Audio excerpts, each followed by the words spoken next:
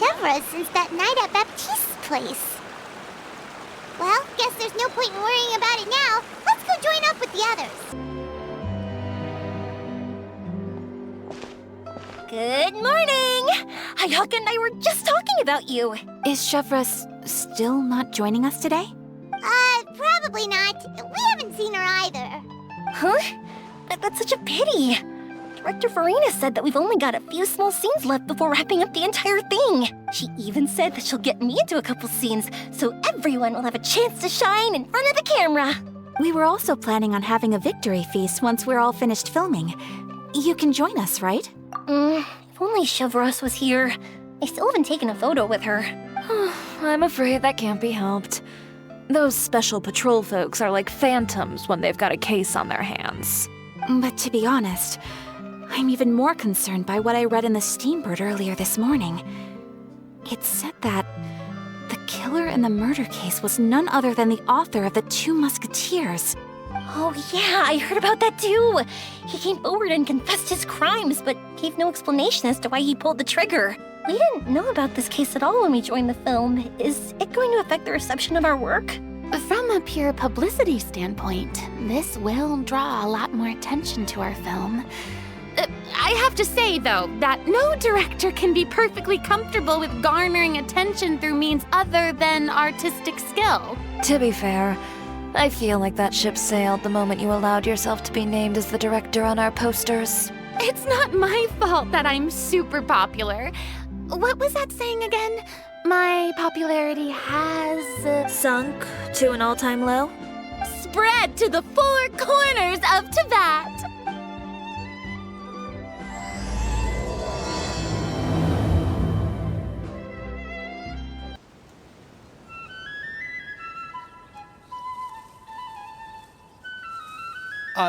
Excuse me, everyone.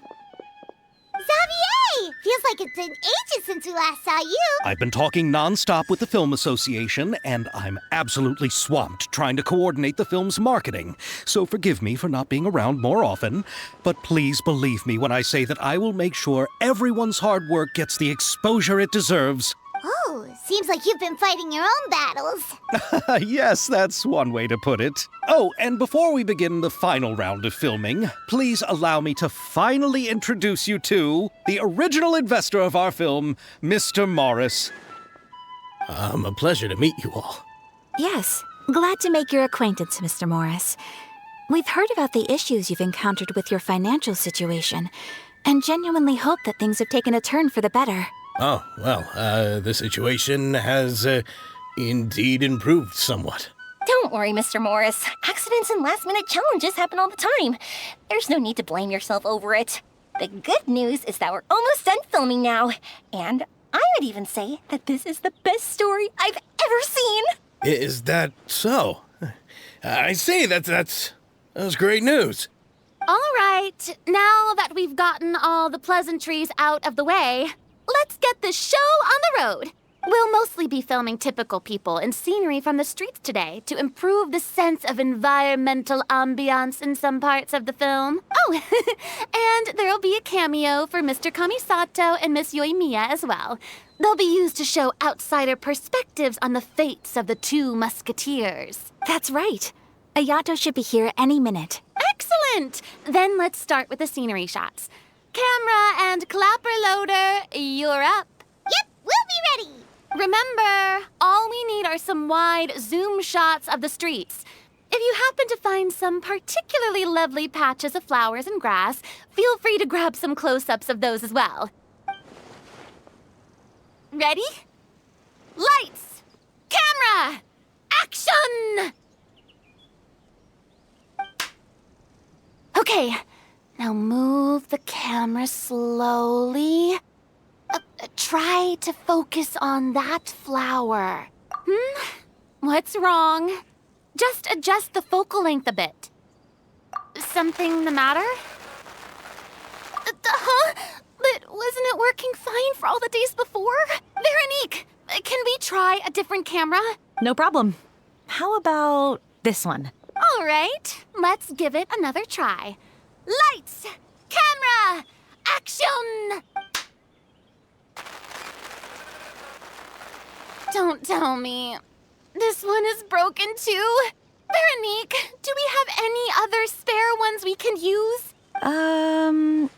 I'm afraid we only brought these two today. What? Then go find a workshop to get them repaired right away. Oh, and you too, Bono. Go find our spare camera in the warehouse and bring it back to the set. On it.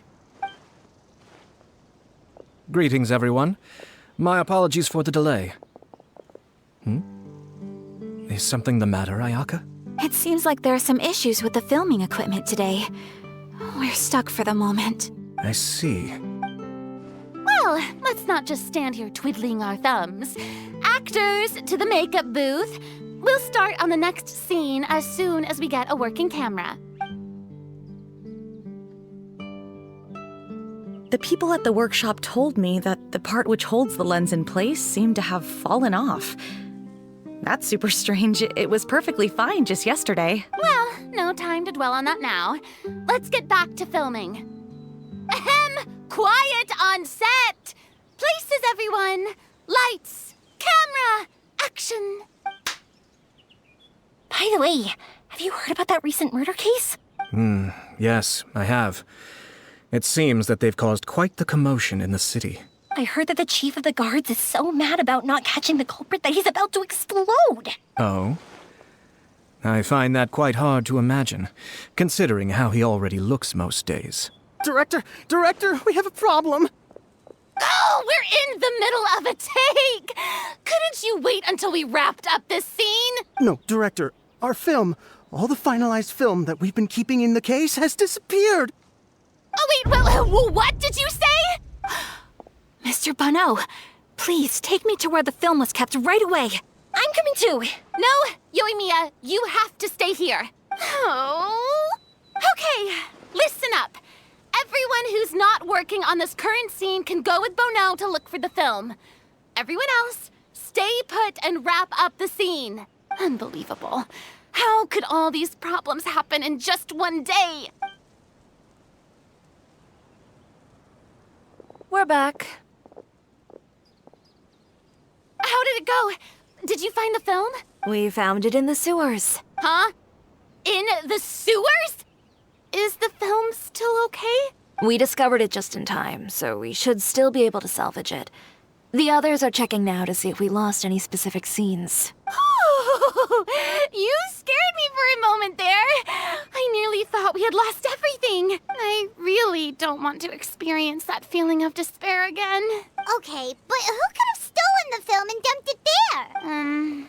Could it be, some competitors working on other films?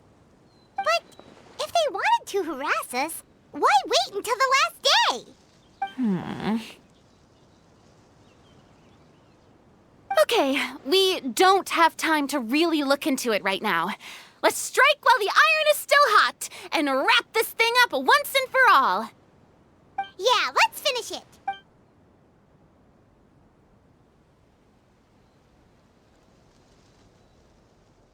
I would like to officially announce that our entry to the festival, The Two Musketeers, has now concluded filming! Paimon is spent. It's so late already. Even though the filming process proved to be extremely challenging, everyone provided valuable and unique contributions to the final product.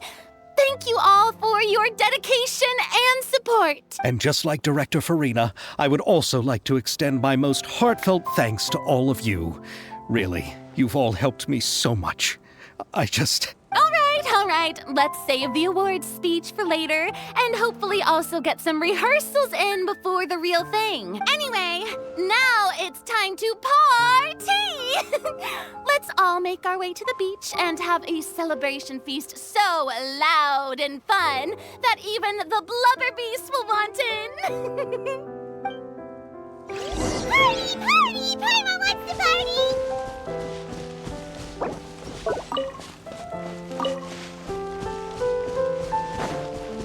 Whoa, this place is hopping. Everyone's finally getting to relax after wrapping up the film. Let's go chat with someone. Have you ever seen a fireworks show, Mr. Morris? It's pretty amazing. I'm afraid I haven't, but I'll take your word for it.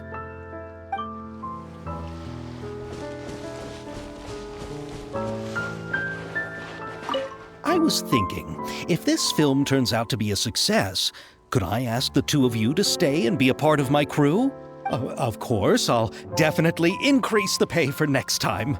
I'd be more than happy to, Mr. Xavier. Thank you for the offer, Mr. Xavier. But I've made some plans to go on a journey to the other nations once the festival is over. Is that so? Well, then in that case, bon voyage, Miss Veronique. Please feel free to get in touch once you've returned to Fontaine. Oh, this is turning out to be quite the party.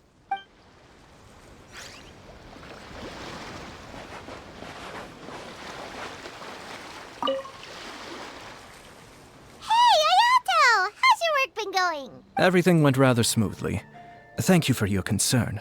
Ayato told me that we've already confirmed the dates for some Inazuma Fontaine cultural exchange events. So the next time we visit, we'll be doing so in our capacities as the representatives of the Yashiro Commission. Oh, that's great! Then maybe Paimon will be able to find Fontaine detective novels in Inazuma from now on.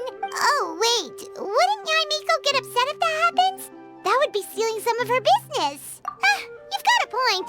She's always complaining that light novels have become bland and too predictable after all.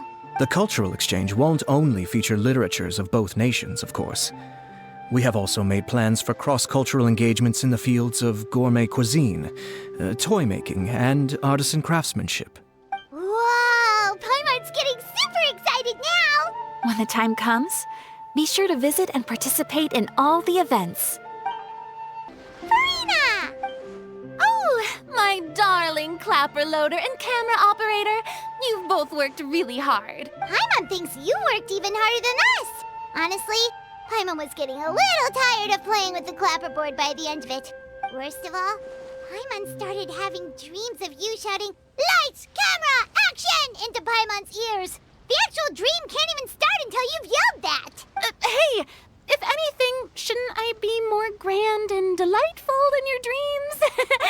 We've been through so much together, and that's how your brain remembers me?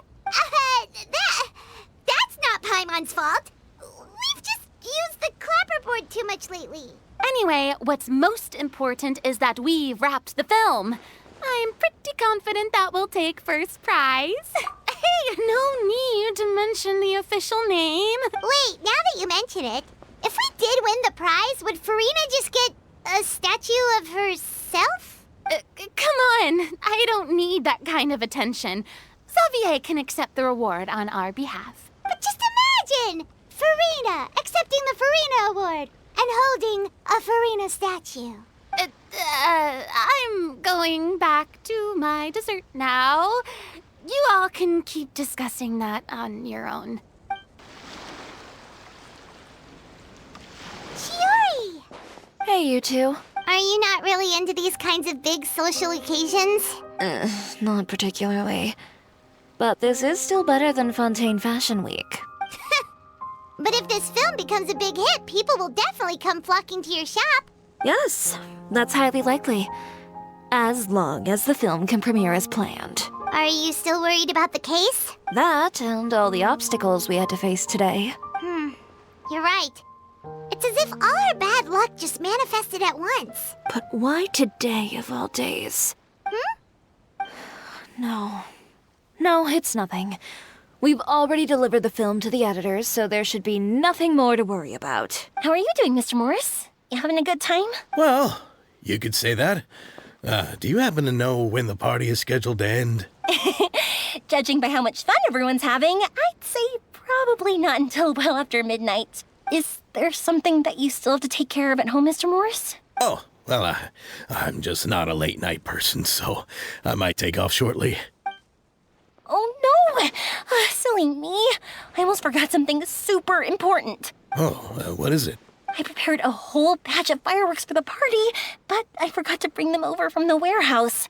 Fireworks, you say? That's, truly a pity. Sorry things didn't go as planned. Could you help me carry them over, Mr. Morris? I won't be able to fetch all of them by myself. Me? Are you sure that you can't find anyone else? I Just wanted to make this a surprise for everyone. The warehouse isn't far from here. We'll be there in no time. Pretty please, Mr. Morris. These are some of the best fireworks I've ever made. So I also want you to see them before you leave. They're stunning. I promise that they'll be a once-in-a-lifetime experience that you'll never forget. But... It's okay. Just come with me. If we're sneaky enough, nobody else will see us leaving. all right.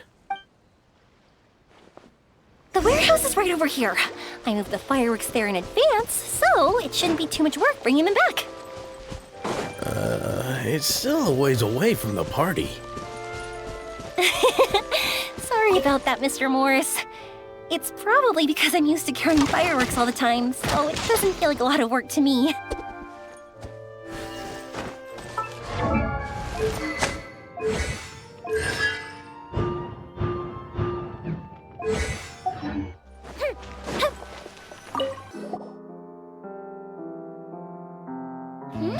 It's dark in here.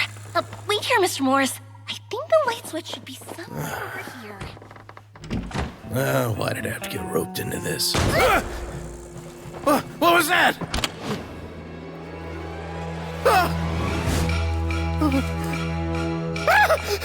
Who's there? Get me out! Get me out of here!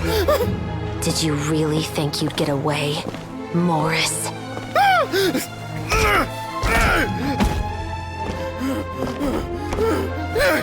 You've got the wrong guy! It wasn't me! I'm not the killer! You know, Eliza died a far more heroic death than this. She fought your assassin to the end, to save the children she had hidden beneath the floorboards.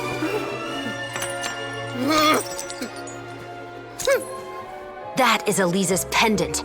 The one with a photo of you two inside. The one you gave her. Ring any bells? It's a fake! It has to be! There's no way! No way your assassin didn't destroy it, you mean?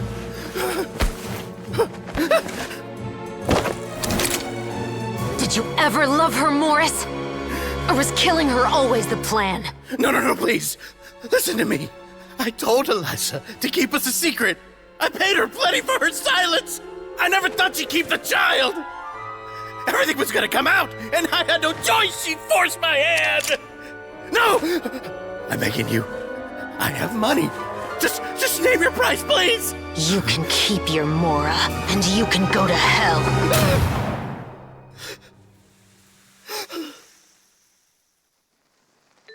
I'm Captain Shovraz of the Special Patrol. Morris, you're under arrest for Eliza's murder.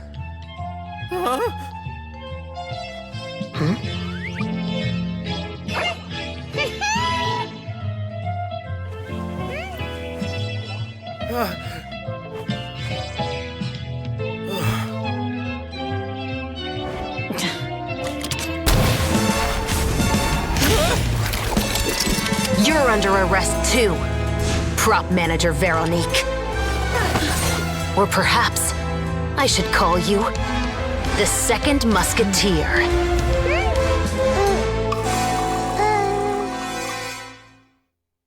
Wait, what's going on? This wasn't in the script. Drop the gun, Veronique. Why? Why would you keep me from exacting revenge on this heartless monster? Drop your weapon. This is my final warning.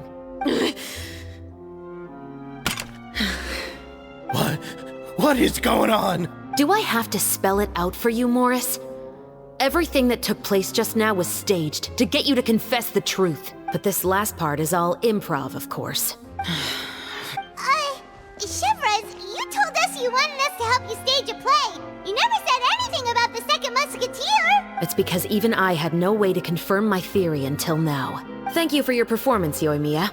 Could I trouble you to go and bring in the other Special Patrol members? They should be on standby just outside. Oh, and please tell the other cast members not to worry about us. We'll be rejoining them shortly. On it!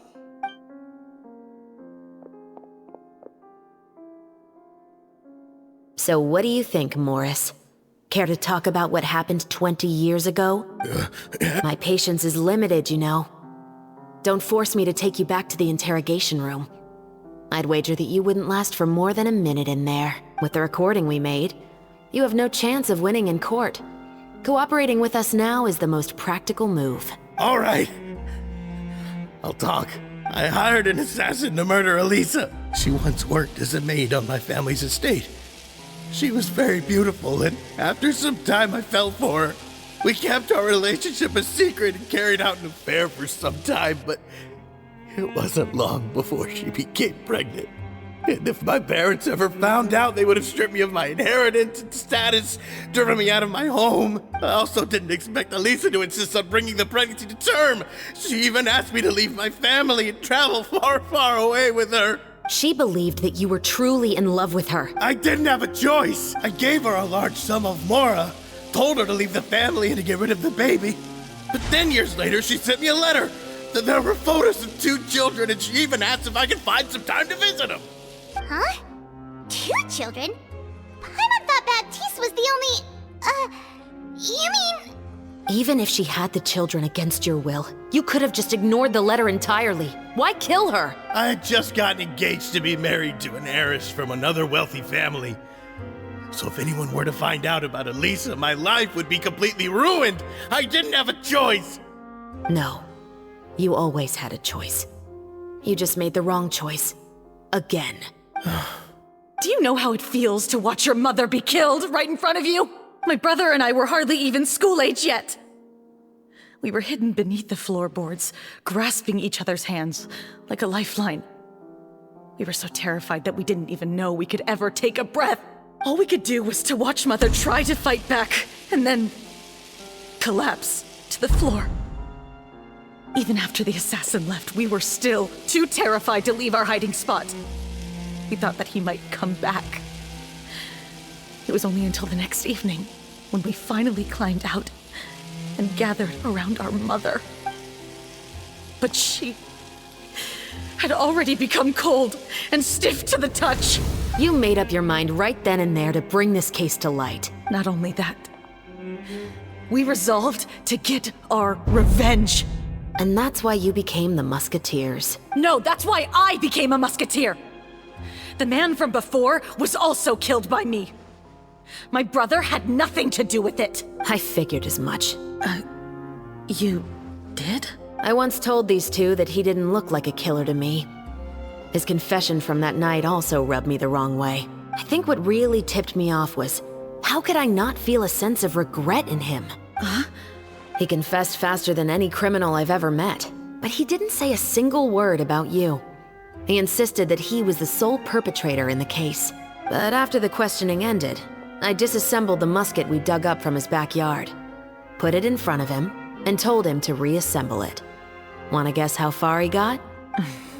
He had no idea where to even start. He's never touched a gun in his life. Based on that, I determined that he was not acting alone. He only surrendered himself to draw our attention and create a moment of opportunity for his partner. So, I decided to play along. And as expected, the second Musketeer followed us without hesitation once she saw Morris get separated from the rest of the cast. Besides, why else would he call the novel The 2 Musketeers? But how did you know it was Veronique? I figured it out the moment Baptiste told me his father's name. That so-called financial crisis was all just a ruse. He just wanted to sign up as the investor and then leave the film without any source of funding. After all, he has a vested interest in minimizing the reach of this story. It's really just the same thing as what he did to Elisa all those years ago. Human scum. But then Xavier pulled out all the stops and got the film made against all odds. Morris couldn't have that. With the killer in custody, he figured it was safe to act. And so he came to visit the set today, just as I expected. Wait, so you were behind all those mishaps today? As for the identity of the second Musketeer, I assumed they'd probably stay close to Morris and look for an opening. And if they already knew that Morris was the film's investor, then that narrowed the list of potential suspects as well. Furthermore, being the props manager would allow the culprit to avoid scrutiny by purchasing mechanical parts in the name of the crew. With that hypothesis in mind, I went back to check Baptiste's orphanage adoption records. Guess whose name I saw on the same page, just a few lines from his. My brother. He trusted you.